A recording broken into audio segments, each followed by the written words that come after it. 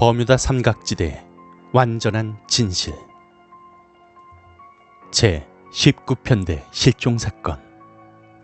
하늘의 메리 셀레스토 사건이라고 불린 제 19편대 실종사건은 1945년 12월 5일 시행된 비행 훈련 중에 일어났던 일로, 이날 비행은 미국 플로리다의 포트 로더데일 해군기지에서 동쪽으로 160마일, 북쪽으로 40마일을 해양 순찰한 후 남서쪽으로 침로를 바꾸어 기지로 돌아오는 일상적인 훈련이었으며, 훈련에 쓰인 5기의 비행기는 네이버 그라만 TBM의 3형 소형 어벤저 뇌격기였고, 비행기마다 1000마일 이상 비행할 수 있는 연료와 편대장 찰스 테일러 중위를 비롯해 모두 베테랑으로 이루어진 편대에 기후도 훌륭한 상태에서 이루어진 훈련이었습니다. 오후 2시에 이륙을 개시해 2시 10분에 5기 모두 하늘로 떠오른 편대는 치킨 해안에서 패선을 목표로 표적 훈련을 할 예정이었으며, 출발로부터 2시간 후면 아무런 문제 없이 무사 귀환할 것으로 보였습니다. 그러나 제19편대는 3시 15분 편대장 찰스 테일러 중위로부터 다급한 통신이 들리게 됩니다. 오후 3시 15분. 긴급 연락. 우리가 항로를 이탈한 것 같다. 육지가 사라졌다. 반복한다. 육지가 안 보인다. 현재 위치는? 위치를 알 수 없다. 어디를 날고 있는지 분명하지 않다. 곧바로 서쪽으로 향하라. 어디가 서쪽인지 알 수가 없다. 모든 것이 이상하다. 방향을 전혀 잡을 수가 없다. 바다의 모양도 평상시와는 너무 다르다. 오후 3시 30분. 나침반 2개가 모두 고장났다. 기지를 찾고 있다. 플로리다의 작은 섬들 상공인 것 같은데 어느 근처인지는 알 수가 없다.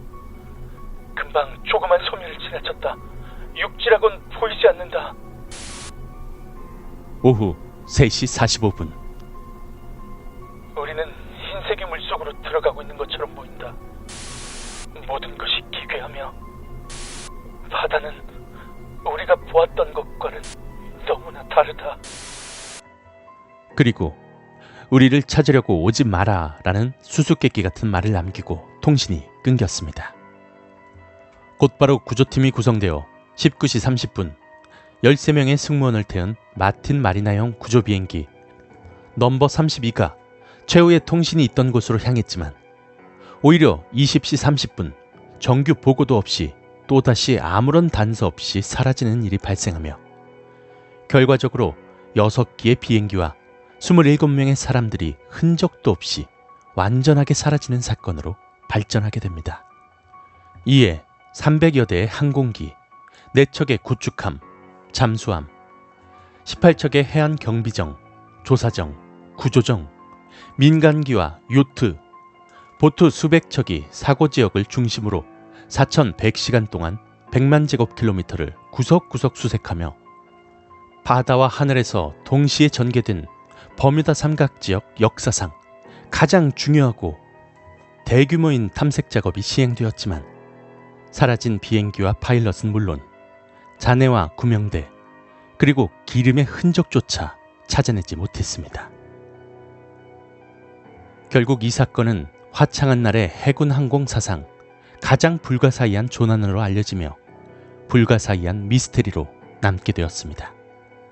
한편 당시 조사위원 중에 한 사람의 그들은 마치 화성으로 날아가 버린 듯 완전히 사라졌다라는 발언과 당시 사고부터 이 사건을 추적했던 아트 포드 기자가 1974년 나의 뒤를 따르지 말라, 저놈들은 우주에서 온 것 같다라는 편대장 테일러 중위의 통신 내용을 폭로하며 버뮤다 삼각지대의 실종 사건들은 외계인과 관련이 있다는 괴담이 널리 퍼지게 되었습니다. 그 밖에도 굉장히 많은 사건 사고들이 버뮤다 삼각지대에서 일어나게 되었습니다.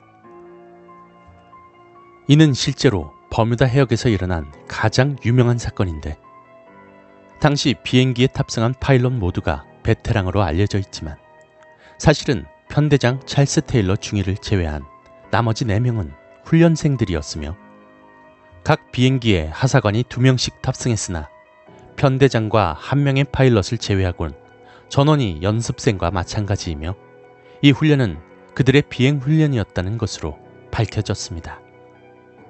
또 당시 기후가 매우 양호해서 태양도 잘 보일 정도였다고 알려졌는데 사실은 이륙 시에 쾌청하던 기후가 급속히 악화되면서 최대 16m의 돌풍과 오후 6시까지 내린 소나기로 해상 또한 대단히 나쁜 상태에 이른바 악천후 속에 진행된 훈련이었습니다.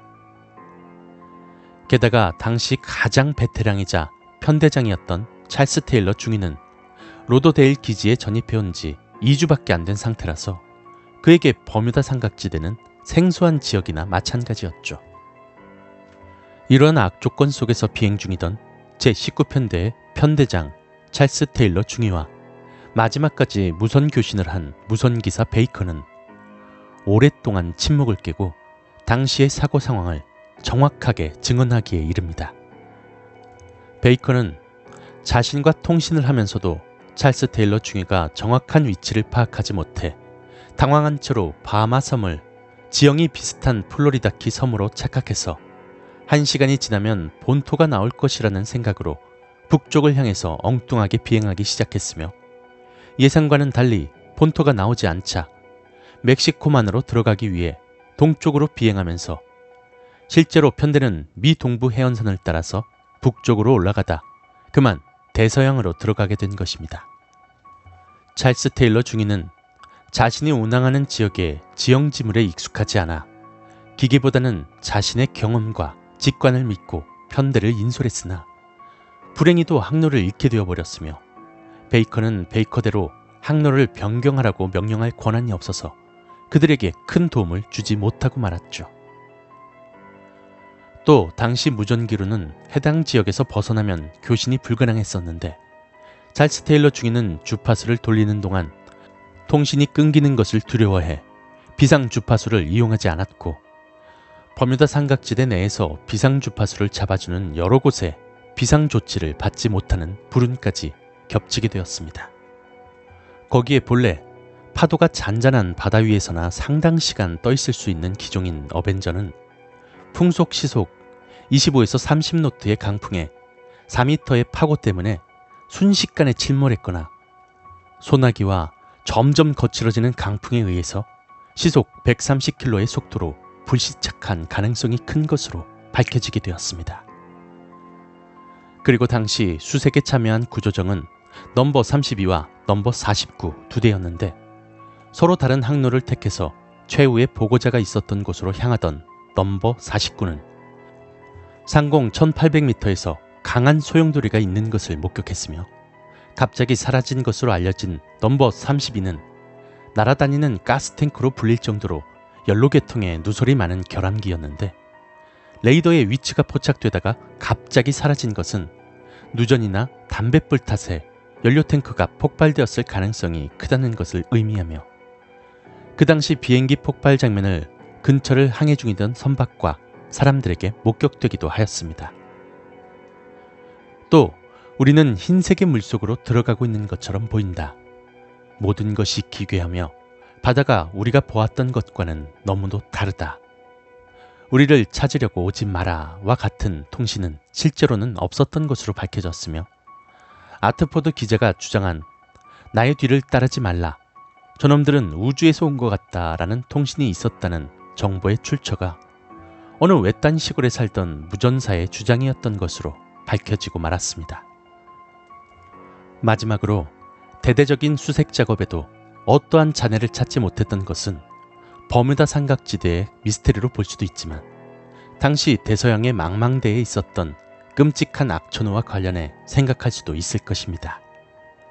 이 밖에도 버뮤다 삼각지대에서 일어났던 수많은 사건 사고들은 대부분 악천후의 사고나 부풀려진 거짓으로 드러난 경우가 상당히 많습니다. 그렇다면 결국엔 이 버뮤다 삼각지대의 사고들 역시 일반적인 사고들과는 크게 다르지 않다는 것인데 왜 유독 이곳에서의 사건 사고들만이 무언가 오컬트적이고 미스테리한 일들과 결합되어서 나타나는 것일까요?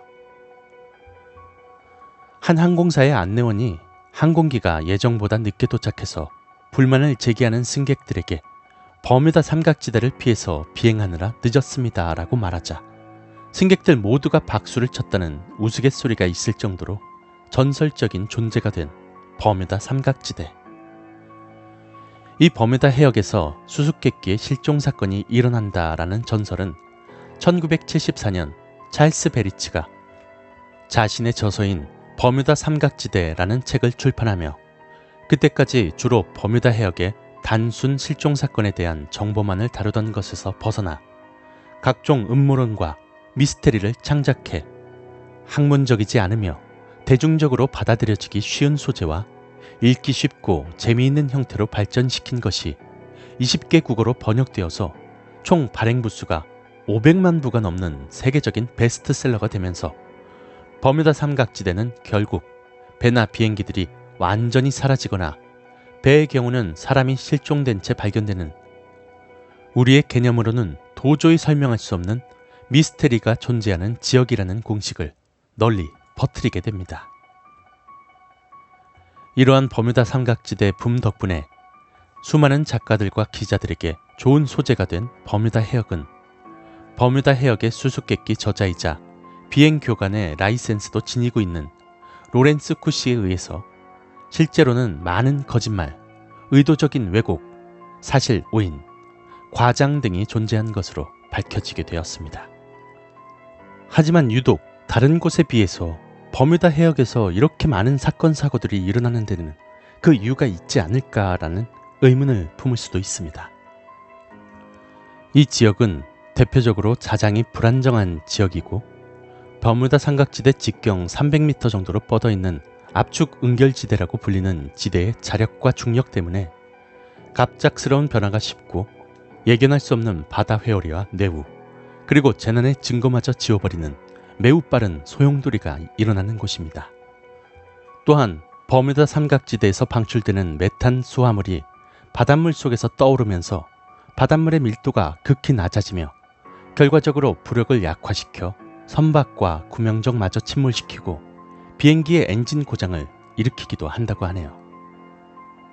그리고 무엇보다 버뮤다 삼각지대만큼 공해 양면으로 교통의 왕래가 잦은 곳은 극히 드뭅니다.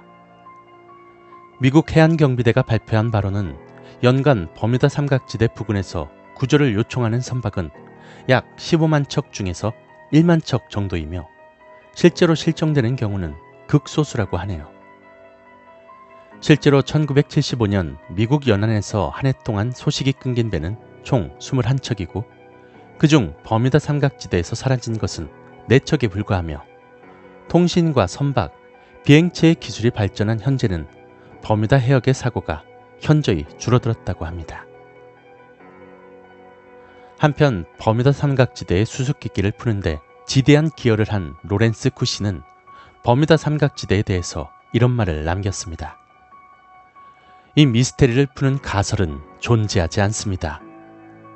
버뮤다 삼각지대에서 발생한 실종 사건에 대한 공통의 해답을 찾아내려고 하는 것은 마치 애리조나주에서 일어나는 모든 자동차 사고의 원인을 파악하려는 것과 같습니다.